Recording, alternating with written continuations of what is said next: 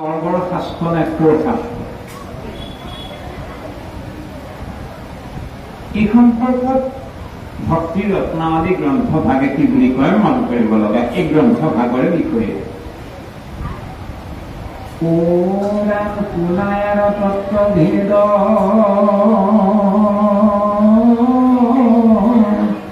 কল্পতৰু ভূইলা বেদ ফলতাৰ ভৈল ভাগৱত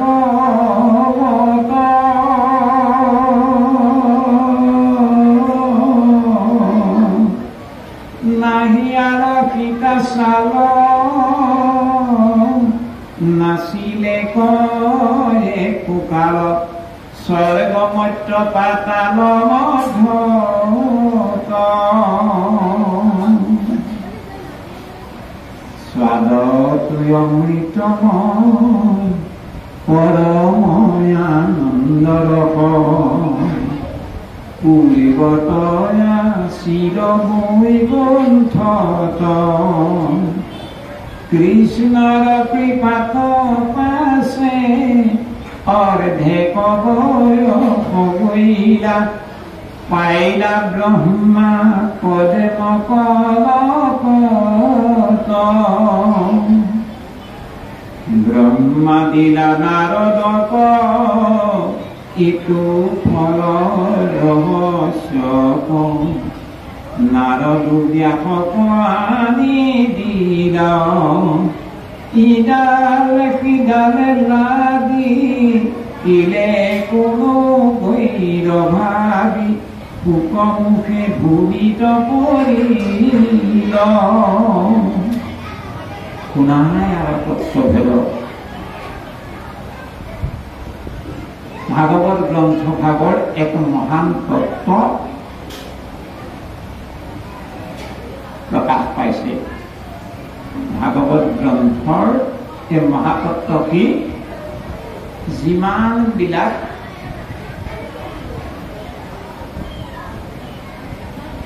বেদ আছে, ঋক যজুৰ সাম অথৰ্ব, এই চাৰিখন বেদক কল্পতৰু বৃক্ষ বুলি কৈছে। কল্পতৰু হৈল বেদ। এতিয়া কল্পতৰু ৰূপী বেদ বৃক্ষত এভাগ পৰিপক্ক ফল লাগিল। যেতিয়া আমি ফলৰ পুলি এটা ৰুওঁ, ফল পুলি এটাকে ৰুলো, ফল পুলিটো দিনক দিনে বাঢ়িল। 6-8 মাহ 1 বছৰৰ পিছত ফলজোপাত ধুনীয়া থোক এটা লাগিল। বুঢ়া হলে কাটিম বুলি ভাবি আছো, বুঢ়া হল, গছতে পকি গল নহয়, ধুনীয়া বুঢ়া হল। তেতিয়া আমি সেই ফল যেতিয়া কাটিব পাৰিব পৰা হল, আনিব পৰা হল, ফলক এৰি আমি গছজোপাক গ্ৰহণ কৰো নেকি? ফলজোপা কাটি পেলাই থৈ আহো নেকি খাবলৈ? গছজোপা লৈ আহো নি দাঙি? কেতিয়াও নহব। গছৰ আমাৰ কাম নাই, আমাৰ দৃষ্টি সদায় ফলত। এতিয়া বেদৰূপী বৃক্ষত ভাগৱত ৰূপী ৰসাল ফল লাগি গল। ফলত আৰু ভৈল ভাগৱতত। এতিয়া ভাগৱত ৰূপী ফল কেনেকুৱা ফল বুলি কৈছে? নাহি আৰু সীতা চাল, সকলো ফলৰ হয় চাল থাকিব, নতু সীতা থাকিব, নতু গুটি থাকিব, নতু জোঠা কিবা এটা থাকিব আঠ। কিন্তু ভাগৱত ফলৰ সীতাও নাই, চাল বাকলি একো নাই। নাহি আৰু সীতা চাল, এনেকুৱা সুন্দৰ ফল এইটো আগত স্বৰ্গত আছিল দেই, দেৱ সমাজত নহয়, পাতালতো নাছিল, নাছিল একো কাল। ক'ত ক'ত? স্বৰ্গ মৰ্ত্য পাতালত। স্বৰ্গতো নাছিল এনেকুৱা ৰসাল ফল, পৃথিৱী মণ্ডলতো নাছিল, আৰু পাতালতো নাছিল।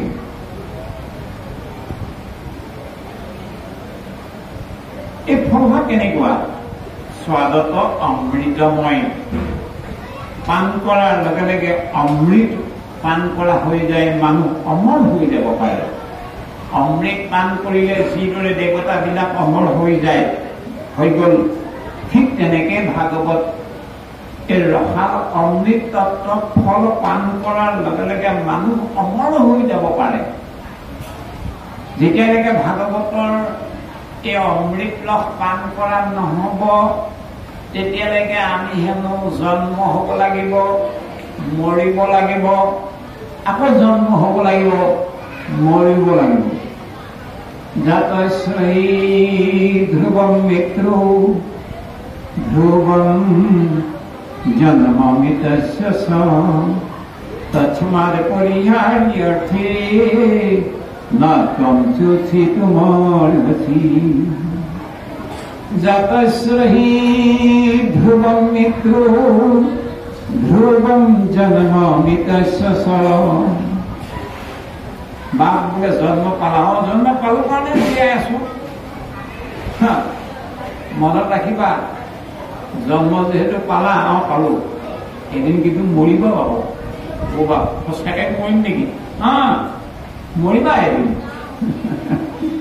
মনত ৰাখা, আজি নতু হৌক শত বৎসৰ অন্তৰে অৱশ্যে মৰণ আছৈ সবে জগ ধৰে। কোনো ভাবিব নহয় আজি মৰণ একেলগে নহ'ব পাৰে, এদিন নহয় এদিন, কেতিয়াবা নহয় কেতিয়াবা, কিবা নহয় কিবা প্ৰকাৰে আপোনাৰ মূল মৃত্যু হ'ব হ'ব হ'ব। ধ্ৰুৱ সত্য ধ্ৰুৱম জন্ম মৃত্যুস্য জাতস্য ধ্ৰুৱম মৃত্যু। জন্ম হলো কাৰণে ধ্ৰুৱ সত্য মৰিম। আকৌ আকৌ তেনেকুৱাই ধ্ৰুৱম জন্ম মৃত্যুস্য। যদি মৰা ভাই, জন্ম হলে মৰাটো যিমান ধ্ৰুৱ সত্য, যদি মৰা ধ্ৰুৱ সত্য আকৌ জন্ম পাবাই পাবা। এইটো কি কথা? জন্ম হল কাৰণে মৰিম। বাল্য যৌৱন জৰা ব্যাধি আহিল, গাত বল শক্তি নাইকিয়া হল, চকুৰে নেদেখা হল, ছাল সুতুৰা সুতুৰি পৰিল, দাঁত পৰিল, চুলি পকিল, এদিন শেষ। জন্ম হল কাৰণে এদিন মৰিম খাটাং। কিন্তু মৰিলে ধ্ৰুৱম জন্ম। যদি মৰা ধ্ৰুৱ সত্য আকৌ কিন্তু জন্ম পাবাই পাবা। হয় ইহজন্মৰ কৰ্মৰ পাপ বা পুণ্য অনুসাৰে পৰজন্মটো ভাল পৰিৱেশত জন্ম পাব পাৰো, বা হয়তো ইতৰ জনীলে আমি নামি যাব লগা হ'ব পাৰে, বা হয়তো ভাল সুশ্ৰীমন্ত এক সম্ভ্ৰান্ত পৰিয়ালত আমাৰ জন্ম হৈ যাব পাৰে, বা নতু আমি পৰম গতি লাভো কৰিব পাৰো। মানে কোনোবা নহয় কোনোবা জনীত যেহেতু মৰিম, মৰাৰ লগে লগে জন্ম হ'ব হ'ব হ'ব। এইটোৱেই হ'ল কৰ্ম বন্ধন। জন্ম হল কাৰণে মৰা, আকৌ মৰিল কাৰণে আকৌ জন্ম হোৱা, ইয়াৰ পৰা গত্যন্তৰ আৰু নাই। সেইকাৰণে ইয়াৰ নামে হ'ল কৰ্ম বন্ধন, সংসাৰ বন্ধন। আৰে বাৰে বাৰে জন্ম হম মৰিম, মৰিম আকৌ জন্ম হম, জন্ম হম মৰিম, মৰিম আকৌ জন্ম হম, এই শিকলিডাল, এই সংসাৰ বান্ধনটো কি উপায়েৰে খণ্ডন কৰিব পৰা যাব? এটাই উপায় আছে, স্বাদতয় অমৃতময় পৰময়ানন্দ পুৰিবতয়া শিৰ বৈকুণ্ঠত। এই স্বাদত অমৃতময় ভাগৱতৰ ৰস যদি আমি অকণমান কেনেবাকৈ পান কৰি দিব পাৰোঁ, অকণমান ভাগৱতৰ ৰস যদি আমাৰ হৃদয়ংগম হৈ গ'ল, আমাৰ হৃদয়ত যদি চিৰদিনৰ কাৰণে বিৰাজমান হৈ গ'ল, তেতিয়াহ'লে আমি এক পৰমানন্দ অমৃতৰ উপলব্ধি আমি প্ৰত্যেকজনে সৰ্বতক্ষণতে লাভ কৰিব পাৰিম। আৰু এই ভাগৱত অমৃত তত্ত্ব পান কৰাৰ লগে লগে মানুহে আৰু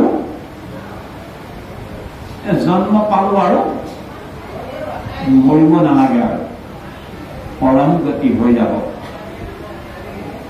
এই জনমতে মৃত্যুক চিৰ যুগৰ কাৰণে বৰ্জন কৰি মৃত্যুক দূৰীভূত কৰি অমৃত তত্ত্বক লাভ কৰাৰ একমাত্ৰ এটাই উপায় হ'ল ভগৱান কৃষ্ণৰ ভগৱতী, ভগৱান কৃষ্ণৰ নাম কেৱল, অন্য কোনো উপায় নাই।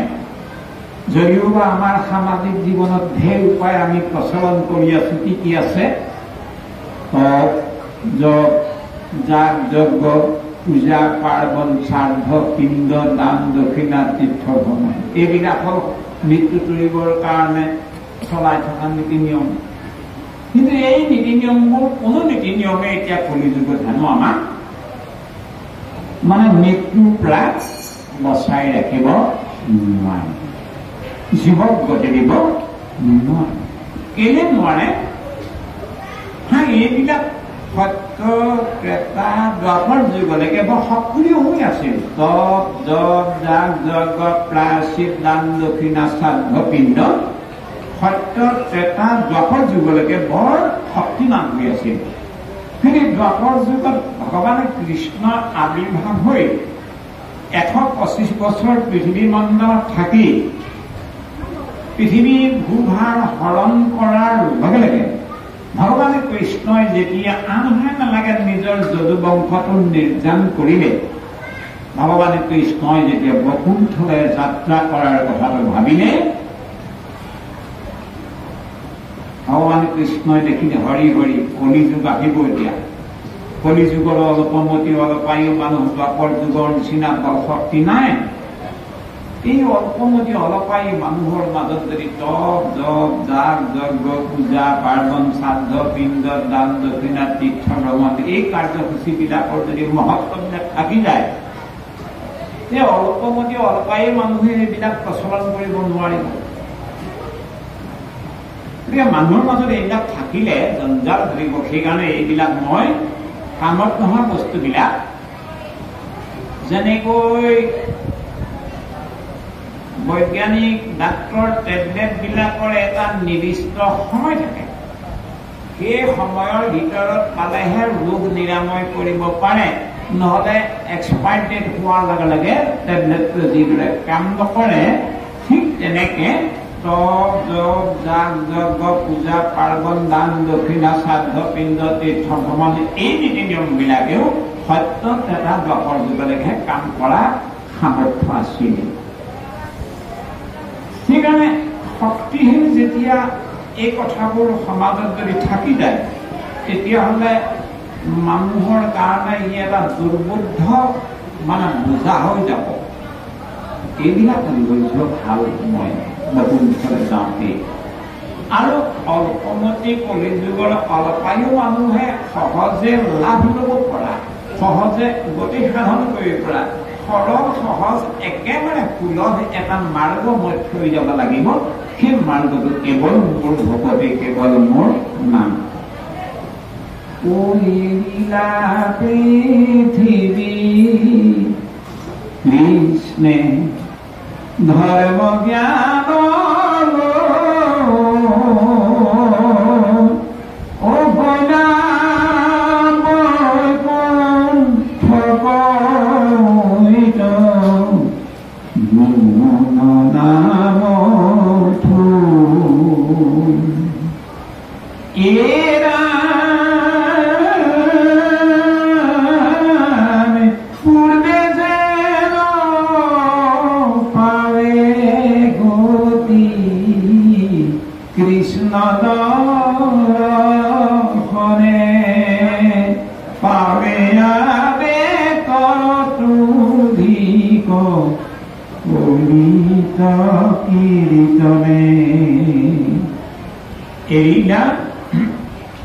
পৃথিৱী ভগৱান কৃষ্ণই যদুকুল নিৰ্যাণ কৰি মহাভক্ত উদ্ধৱক ভক্তি ভাগৱত ধৰ্ম প্ৰদান কৰি মৈত্ৰেয় ঋষিকো ভাগৱত ধৰ্ম অৰ্পণ কৰি ভগৱান কৃষ্ণই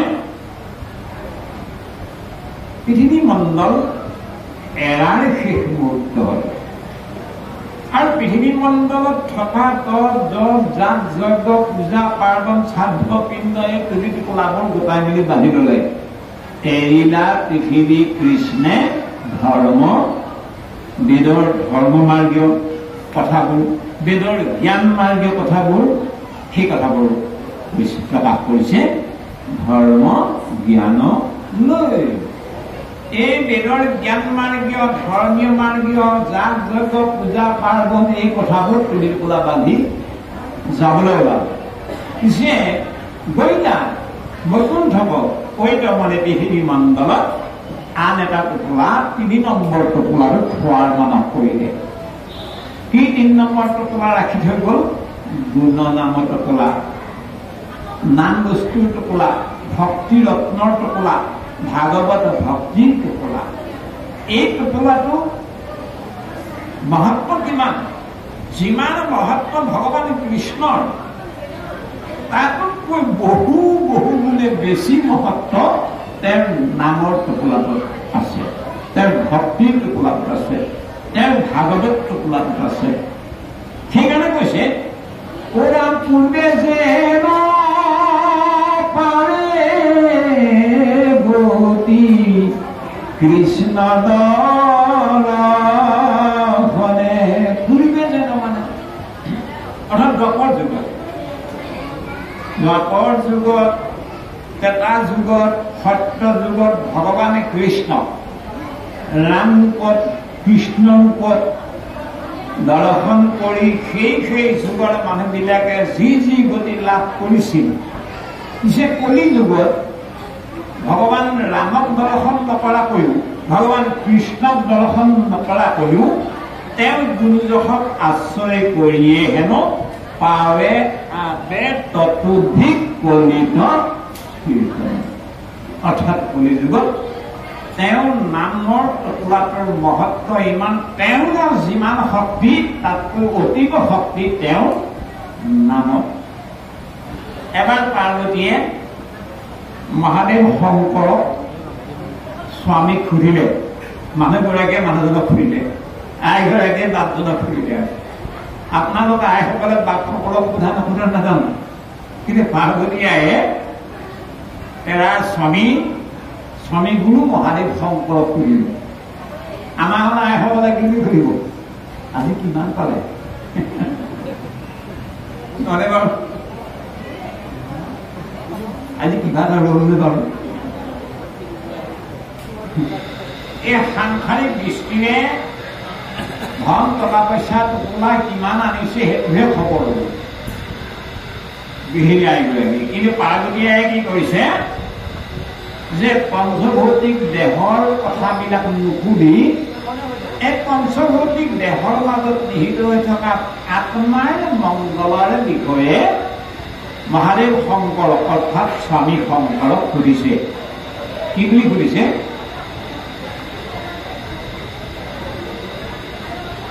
হে স্বামী, ৰাম ডাঙৰ নে ৰামৰ নাম ডাঙৰ? কৃষ্ণ ডাঙৰ নে বাৰু? কৃষ্ণৰ নাম ডাঙৰ। মহাদেৱ শংকৰ বৰ চিন্তা কৰিব নহয়।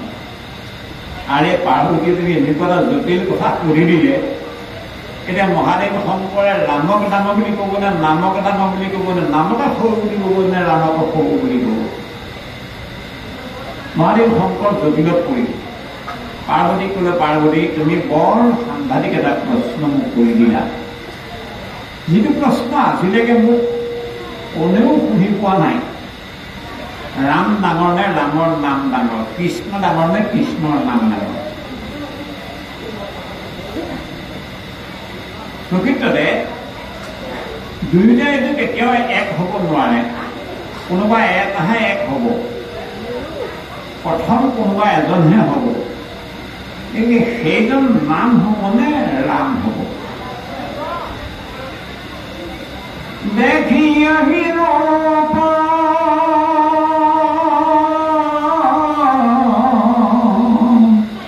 দেখি আহিল নাম আধীনা ৰূপ জ্ঞান নাহি নাম বিহীনা। হে পাৰ্বতী, সঁচা অৰ্থত চাবলৈ গ'লে সদায় লোক নামৰ অধীন। আৰু ৰূপৰ সম্পৰ্কে বুজিবলৈ হলেও নামক চেৰাই ৰূপক বুজি পাব নোৱাৰি। গতিকে নাম সদায় ৰূপতকে ডাঙৰ। এই যে নাম যে ৰূপতকে ডাঙৰ, ৰামতকৈ ৰামৰ নাম ডাঙৰ, কৃষ্ণতকৈ কৃষ্ণৰ নাম ডাঙৰ, মোৰ বাস্তৱ উপলব্ধিৰে মই তোমাক কওঁচোন শুনা। মোৰ যে এই শৰীৰটো দেখিছা, মোক যে লোকালোকত মানুহে অবিনাশী ভোলানাথ শিৱ শম্ভু বুলি মাতে, মই প্ৰকৃতাৰ্থত অবিনাশী নেকি? আৰে মই অবিনাশী নহয়, মই বিনাশী, মই ক্ষণস্থায়ী, ক্ষণভংগুৰ এটা পঞ্চভৌতিক মোৰ শৰীৰ হোৱা স্বত্বেও মই অবিনাশী পদ প্ৰাপ্ত হৈ গলো। কাৰ ফলত? কিহৰ কাৰণে জানা? নাম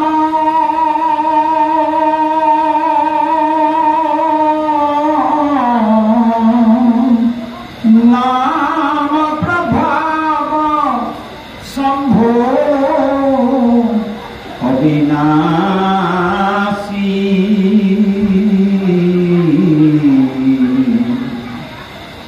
সাজেয় মঙ্গল মঙ্গল ৰাশি নাম প্ৰভাব আজি ভোলানাথ শিৱ শম্ভু বিনাশী হোৱা সত্ত্বেও, অস্থায়ী ক্ষণস্থায়ী জীৱন হোৱা সত্ত্বেও আজি চিৰস্থায়ী হৈ গল পাৰ্বতী। কেলে জানা? নাম, নামৰ মহিমা।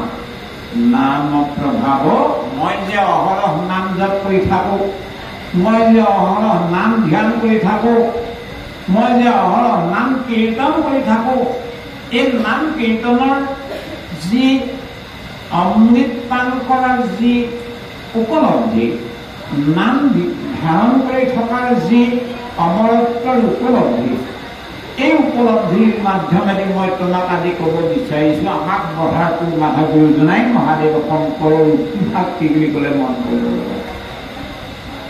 তুমি পাৰ্বতী তুমি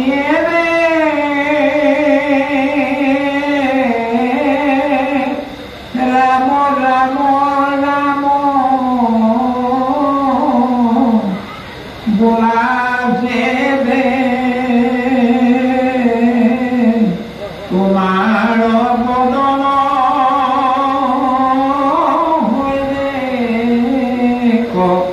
শ্ৰেষ্ঠ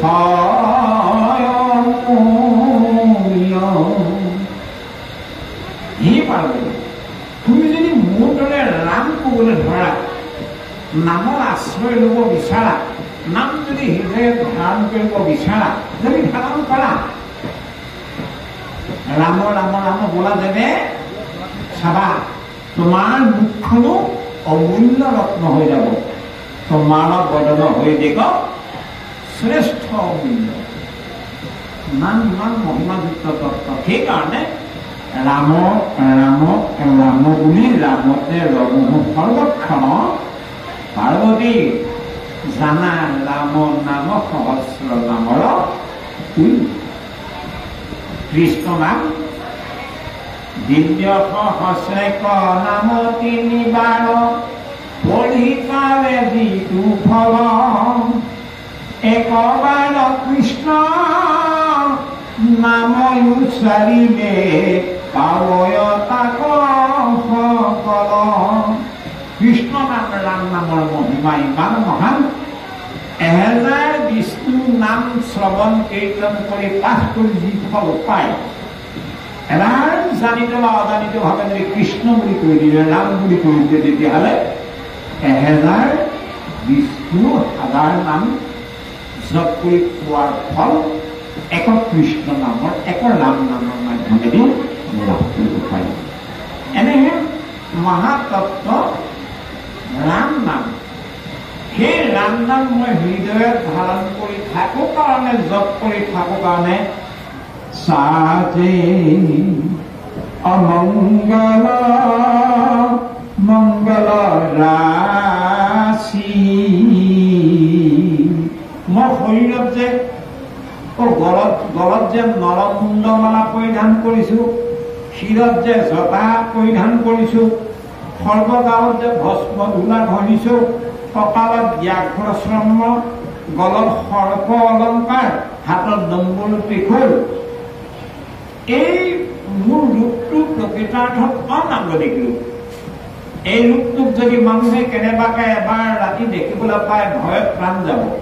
তেনেকুৱা ভয়ানক অমাংগলিক ৰূপ হোৱা স্বত্বেও সাজে অমংগল মংগল ৰাশি, মই সদায় লোৱা সা সজ্জা অলংকাৰ বিলাক অমাংগলিক সা অলংকাৰ আছিল যদিও মই ৰাম নামৰ মাহাত্মৰ প্ৰভাৱত সব অমাংগলিক ৰাশিবিলাকো মাংগলিক ৰাখিলে ৰূপান্তৰিত। সেইকাৰণে আমাক এই ভাগ গ্ৰন্থৰ প্ৰথম স্কন্ধৰ প্ৰথম অধ্যায় ভাগে আমাক এভাগ বিশেষ মহান তত্ত্ব আগবঢ়াইছে। আমি সেই তত্ত্বভাগৰ ফালে নিশ্চয় আগবাঢ়িবৰ যত্ন কৰিম। বৰ্তমান এই বিষয়টো আমি মানুহে অনা লগোৱা হৈছে কৃষ্ণ।